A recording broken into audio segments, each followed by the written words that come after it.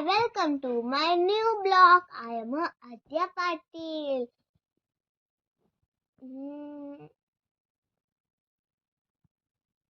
आता गाणं बनणार आहे. काजल लावणी आले मी आज, असं नको बघू मला येते मला लाज.